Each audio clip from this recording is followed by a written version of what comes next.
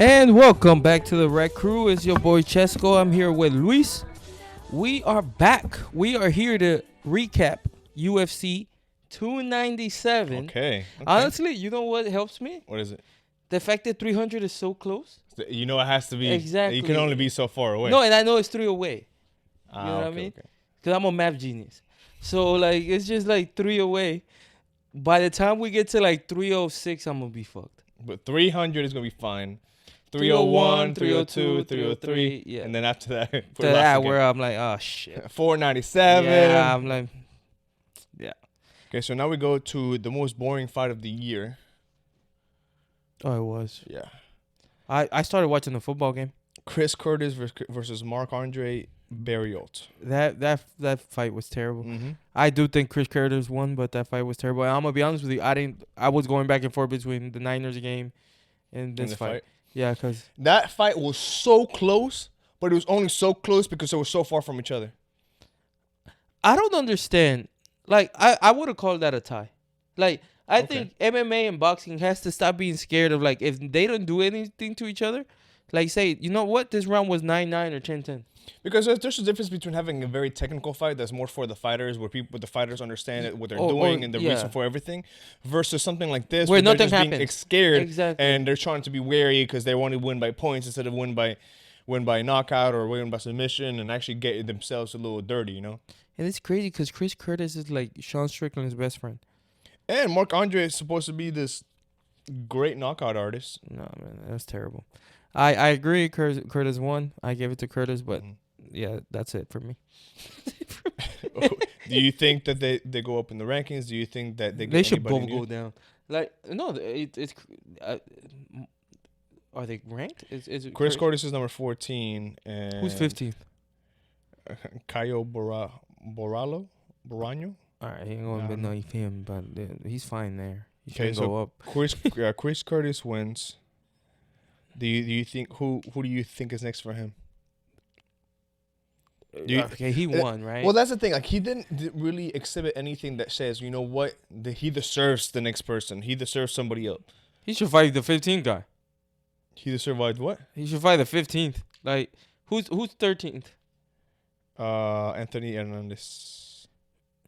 I don't know who that is. Who's Paul 12? Craig. Oh, actually, I'll watch that fight.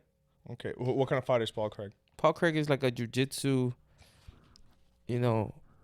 superstar, but he's like 18 feet tall. But so now that I see him, he's strong. I've seen a couple of his fights. I think he beats him. Who, Chris Curtis? Yeah. Chris Curtis beats Paul Craig? No, Paul Craig beats Chris Curtis. I think Paul Craig beats Chris Curtis, yeah. But I'll watch that fight.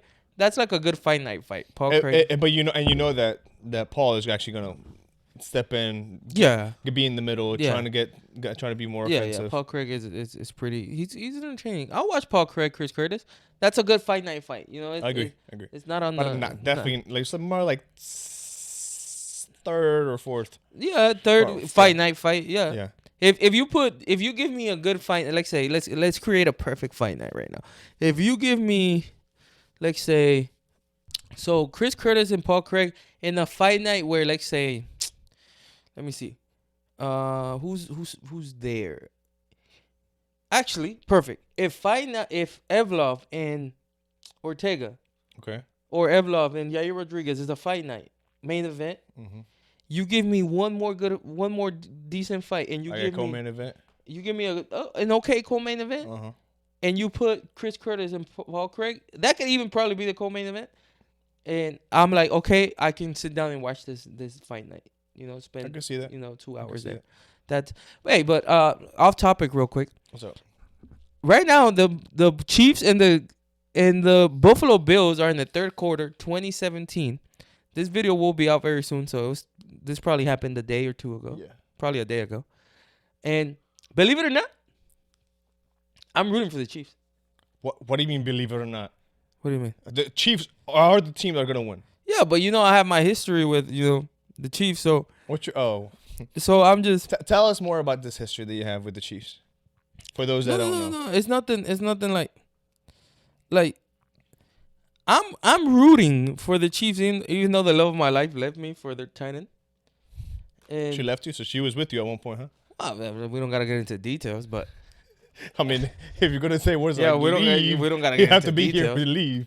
Like she left me for the tight end, which some people would say he's too tall and too handsome too. But since I have that problem too, I'm not gonna judge him for it. Like, we all have our issues. What's the saying? The saying go? The pot calling kettle black. Exactly. Yeah. Racist. Anyways, I'm rooting for the Chiefs. So go Chiefs, go Swifty, and go Kelsey. Even though Have you heard the whole conspiracy theory thing? The one you explained. Yeah, to me yeah. earlier? I had never heard it till you told me. It's crazy. If the Bills win,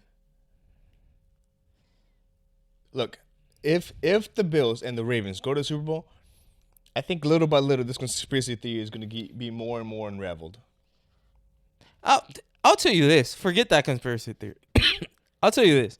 If the Bills can't beat the Chiefs today, I believe the Bills should not compete until Patrick Mahomes retires. Like, he is the boogeyman for the Bills. Yeah. If they don't win today, they're at home. This is the weakest the Chiefs have looked in a while. And if they cannot win today, the Chiefs are just so they're so strong, man. And they're so composed is the word. Yes. Like when it's time, it's time. It's like all right. And Mahomes is very good at coming back. He's like the comeback king. It's like LeBron in NBA. It's like, oh, he had a bad regular season. That's fine. Just beat him 4 times in a row. Like, find a way to beat that guy 4 times. This is a new game. We'll make sure it happens. Yeah, it's like, find a way to beat that guy 4 times. Like, aren't they tied right now? There's scores 2017. No, like it's right there. The numbers are right there. You're like my mom. Like my mom and my girl. They come in. You're like, what's the score? You're like, you think that's a suggestion? Yeah. From what I understand, from their time playing each other, it's the Mahomes versus what's the other quarterback's name? Oh, Josh Allen. Josh Allen. They're 3-3. They could be, but they're not in the playoffs. That's what matters. It's like the playoffs. It's like this game's in the playoffs, man. I think it's overall. Oh, that's to say, Chris Curtis. I don't know what you're doing, man. Ooh, he got it. No, that's a touchdown. That was crazy. Josh Allen is also a beast. Like both of them are. You think, but he has. Josh Allen is a beast. If it wasn't for Patrick Mahomes, and if it wasn't that he's white, everything, man. Josh Allen. If it wasn't that, who's white? Josh Allen. Yeah, but damn, man, that was a hell of a play by Josh Allen. Hey, you think you could put it in the video right here so they can see it? Well, that's a good play. It's a hell of a play. All right. What's next? All right. See you guys next time. Peace.